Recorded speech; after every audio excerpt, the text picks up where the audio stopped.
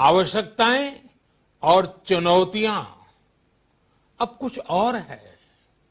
इसलिए आज पूरे विश्व समुदाय के सामने एक बहुत बड़ा सवाल है कि जिस संस्था का गठन तब की परिस्थितियों में हुआ था, उसका स्वरूप क्या आज भी प्रासंगिक है?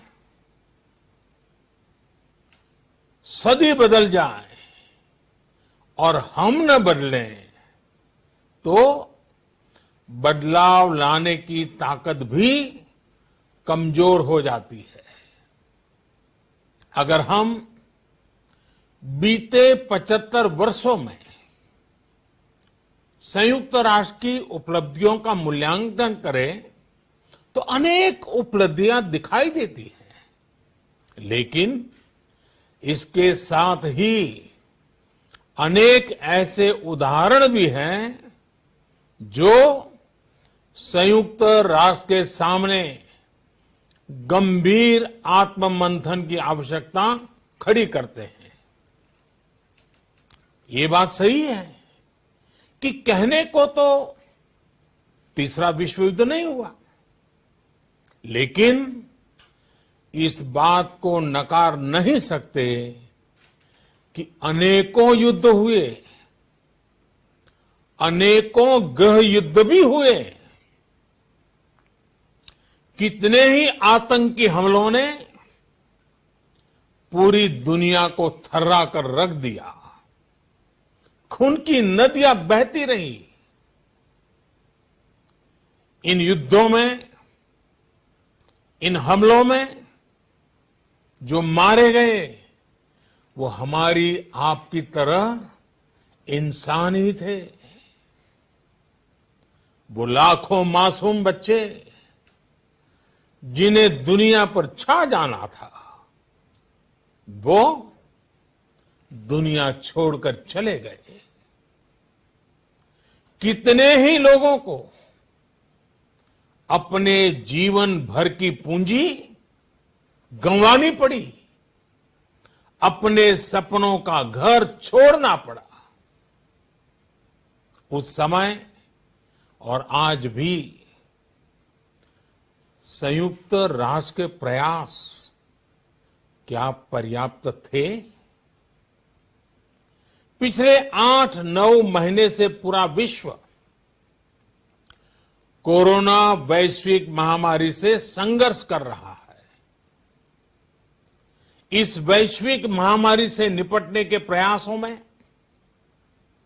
संयुक्त राष्ट्र कहां है? एक प्रभावशाली रिस्पांस कहां है? अध्यक्ष महोदय, संयुक्त राष्ट्र की प्रतिक्रियाओं में बदलाव, व्यवस्थाओं में बदलाव, स्वरूप में बदलाव आज समय की मांग है। संयुक्त राष्ट्र का भारत में जो सम्मान है, भारत के 130 करोड़ से ज्यादा लोगों का इस वैश्विक संस्था पर जो अटूट विश्वास है, वो आपको बहुत कम देशों में मिलेगा। लेकिन ये भी उतनी ही बड़ी सच्चाई है कि भारत के लोग संयुक्त राष्ट्र के रिफॉर्म को लेकर जो प्रोसेस चल रहा है, उसके पूरा होने का बहुत लंबे समय से इंतजार कर रहे हैं। आज भारत के लोग चिंतित हैं कि क्या ये प्रोसेस कभी एक लॉजिकल एंड तक पहुंच पाएगा? आखिर कब तक भारत को संयुक्त राष्ट्र के डिसीजन मेकिंग स्ट्रक्चर से अलग रखा जाएगा? एक ऐसा देश जो दुनिया का सबसे बड़ा लोकतंत्र है, एक ऐसा देश जहां विश्व की 18% से ज्यादा जनसंख्या रहती है।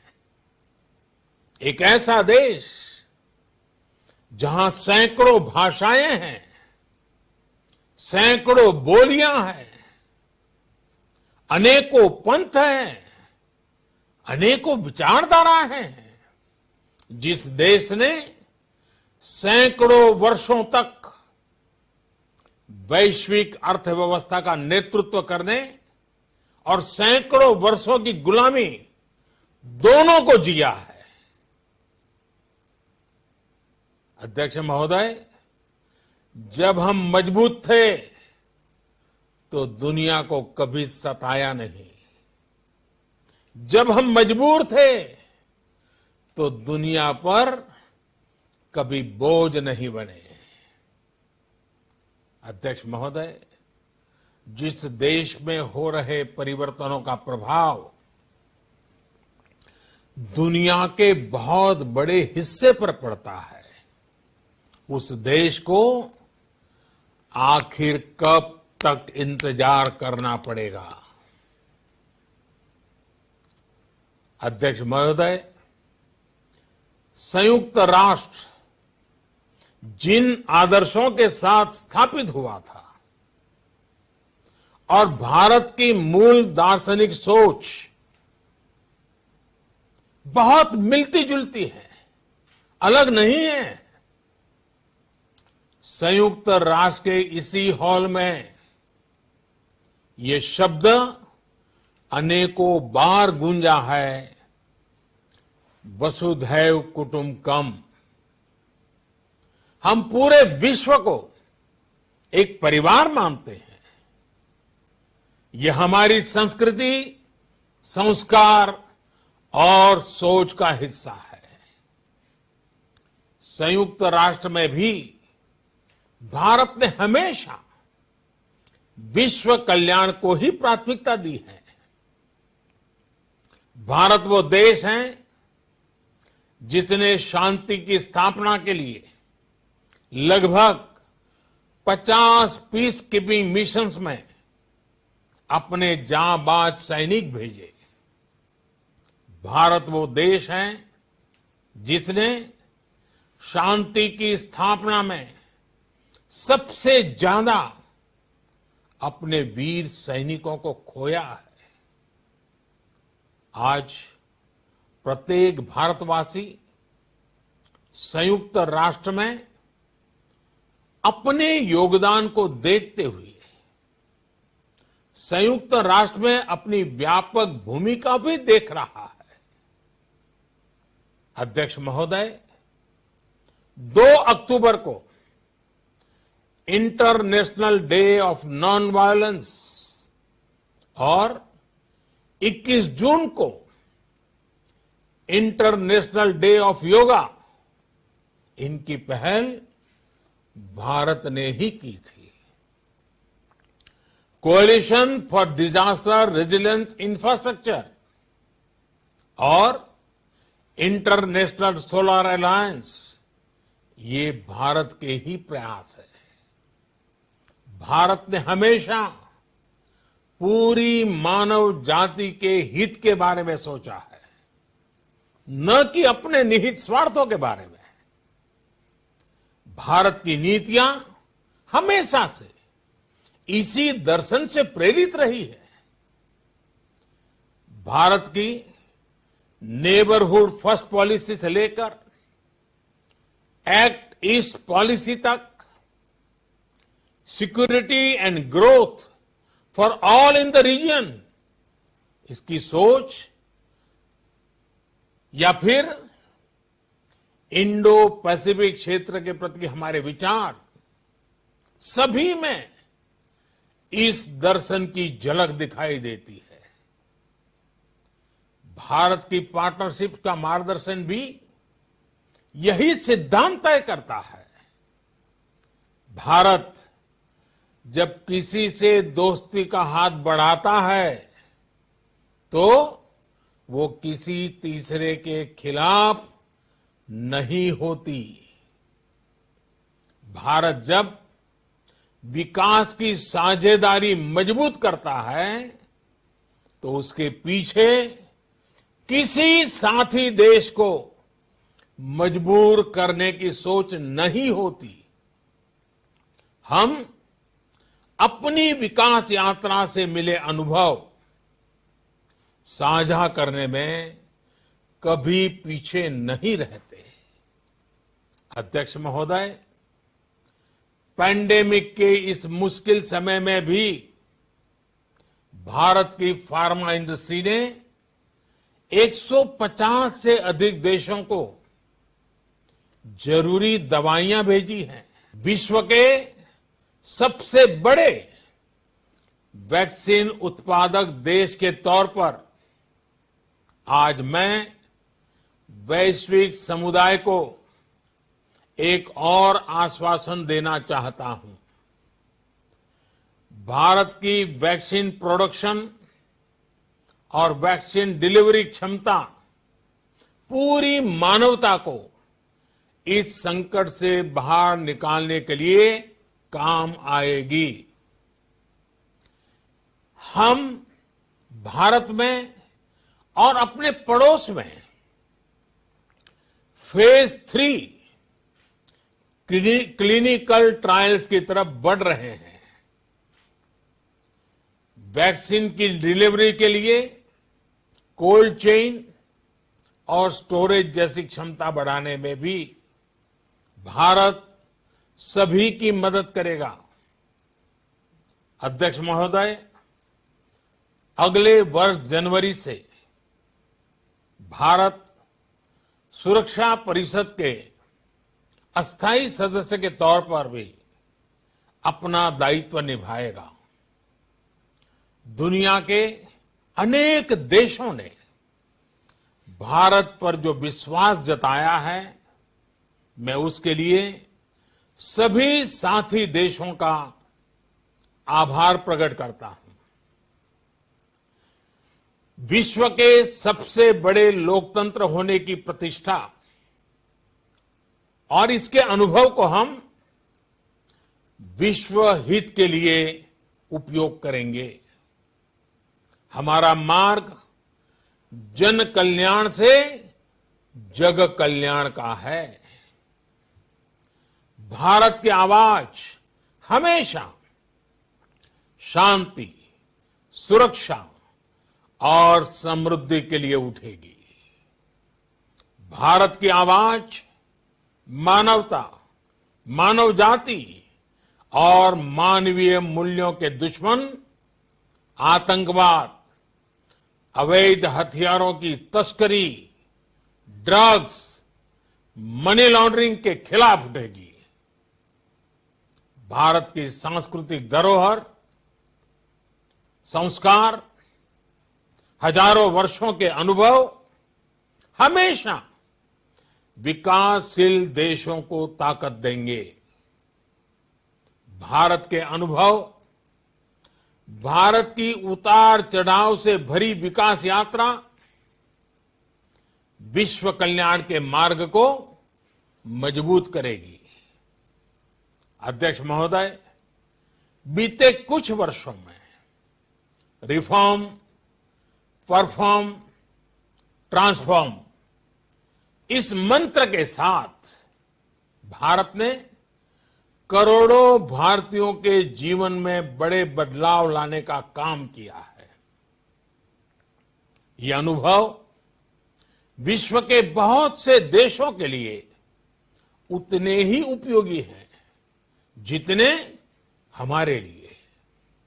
सिर्फ 4-5 साल में 400 मिलियन से ज्यादा लोगों को बैंकिंग सिस्टम से जोड़ना आसान नहीं था, लेकिन भारत ने ये करके दिखाया। सिर्फ 4-5 साल में 600 मिलियन लोगों को ओपन डेफिकेशन से मुक्त करना आसान नहीं था, लेकिन भारत ने ये करके दिखाया। सिर्फ 2-3 साल में 500 मिलियन से ज्यादा लोगों को मुफ्त इलाज की सुविधा से जोड़ना आसान नहीं था, लेकिन भारत ने ये करके दिखाया। आज भारत डिजिटल ट्रांजैक्शन के मामले में दुनिया के अग्रणी देशों में है। आज भारत अपने करोड़ों नागरिकों को डिजिटल एक्सेस देकर एम्पावरमेंट और ट्रांसपेरेंसी सुनिश्चित कर रहा है। आज भारत वर्ष 2025 तक अपने प्रत्येक नागरिक को टीबी से मुक्त करने के लिए बहुत बड़ा अभियान चला रहा है। आज भारत अपने गांवों के 150 मिलियन घरों में पाइप से पीने का पानी पहुंचाने का अभियान चला रहा है। कुछ दिन पहले ही भारत ने अपने 6 लाख गांवों को ब्रॉडबैंड ऑप्टिकल फाइबर से कनेक्ट करने की बहुत बड़ी योजना की शुरुआत की है। अध्यक्ष महोदय, पैंडेमिक के बाद बनी परिस्थितियों के बाद हम आत्मनिर्भर भारत के विजन को लेकर आगे बढ़ रहे हैं। आत्मनिर्भर भारत अभियान ग्लोबल इकोनॉमी के लिए भी एक फोर्स मल्टीप्लायर होगा। भारत में आज ये सुनिश्चित किया जा रहा है कि सभी योजनाओं का लाभ बिना किसी भेदभाव प्रत्येक नागरिक तक पहुंचे। विमेन एंटरप्राइज और लीडरशिप को प्रमोट करने के लिए भारत में बड़े स्तर पर प्रयास चल रहे हैं। आज दुनिया की सबसे बड़ी माइक्रो फाइनेंसिंग स्कीम्स का सबसे ज्यादा लाभ भारत की महिलाएं ही उठा रही हैं। भारत दुनिया के उन देशों में से एक है जहां महिलाओं को 26 वीक्स की पेड मैटरनिटी लीव दी जा रही है। भारत में ट्रांसजेंडर्स के अधिकारों को सुरक्षा देने के लिए भी कानूनी सुधार दिए गए हैं। अध्यक्ष महोदय, भारत विश्व से सीखते हुए, विश्व को अपने अनुभव बांटते हुए आगे बढ़ना चाहता है। मुझे विश्वास है कि अपने 75वें वर्ष में संयुक्त राष्ट्र और सदस्य सभी देश इस महान संस्था की प्रासंगिकता बनाए रखने के लिए और प्रतिबद्ध होकर काम करेंगे। संयुक्त राष्ट्र में संतुलन और संयुक्त राष्ट्र का सशक्तिकरण विश्व कल्याण के लिए उतना ही अनिवार्य है। आइए संयुक्त राष्ट्र के 75वें वर्ष पर हम सब मिलकर अपने आप को विश्व कल्याण के लिए एक बार फिर समर्पित करने का प्रण लें। धन्यवाद।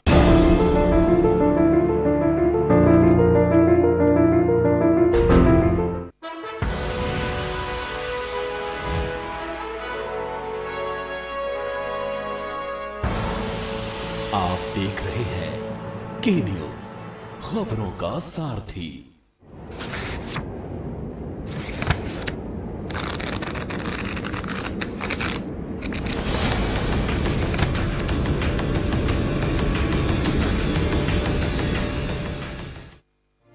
कोरोना संकट काल में के न्यूज इंडिया की देशवासियों से अपील है कि हम जाति धर्म को भूलकर कोरोना को हराने में एक साथ खड़े हों। जरूरतमंदों की मदद करें। कोरोना के खिलाफ जंग में हम अपना योगदान दें। हम सब मिलकर लड़ेंगे और मिलकर जीतेंगे।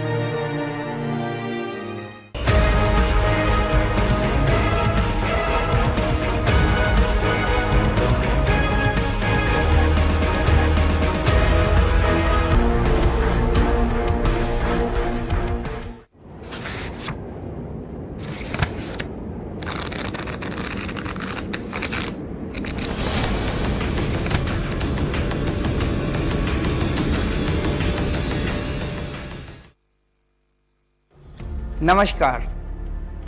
हम सब 2 करोड़ दिल्ली वासियों ने मिलके बड़ी मुश्किल से कोरोना को कंट्रोल किया है। अब हमें इसे बढ़ने नहीं देना। पिछले कुछ दिनों से मैं देख रहा हूँ हम सब थोड़े लापरवाह हो गए हैं। मास्क नहीं पहनते, सोशल डिस्टेंसिंग नहीं करते। मैं आपका भाई हूँ ना, आपका बेटा हूँ।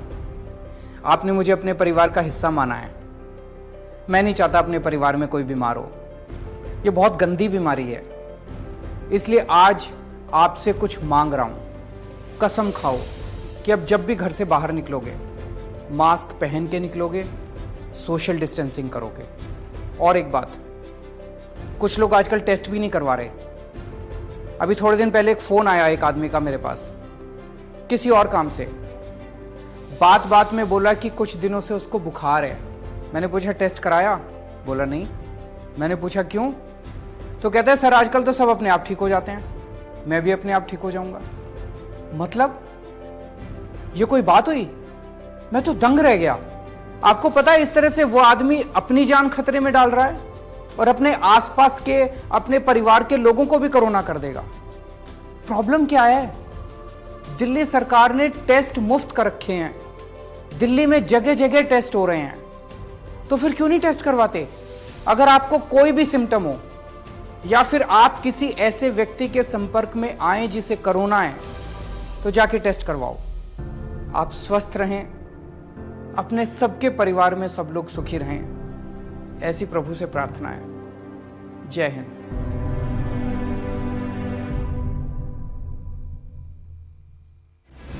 GGS Education Group launches 20% discount on academic fee of courses MBA, BBA, BCA, BFSI and GM, D Pharma, B Pharma. Offers best infrastructure, best transport facility, best academic service and best placement service. Register today to avail 20% discount. Call 9971 496 497 or visit the campus Kanpur Lucknow highway near Unnao. GGS education group. Corona संकट काल में के news India की देशवासियों से appeal है कि हम जाति धर्म को भूलकर कोरोना को हराने में एक साथ खड़े हों। जरूरतमंदों की मदद करें।